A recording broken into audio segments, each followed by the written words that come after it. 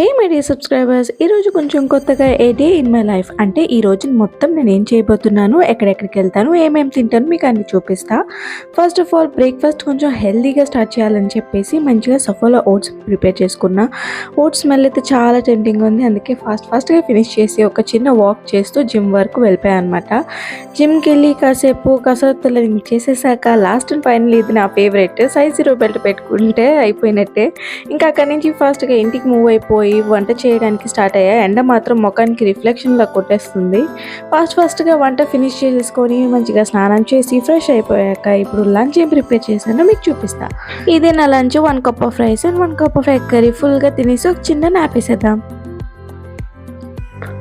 After ఒక nap ఇప్పుడైతే time evening 5 అవుతుందనమాట. నేను మా బుడ్డోడైతే వాకింగ్కి వెళ్ళడానికి స్టార్ట్ అయ్యాం. మా వాడు చాలా ఎక్సైటెడ్ ఉంటాడు బయటకంటే.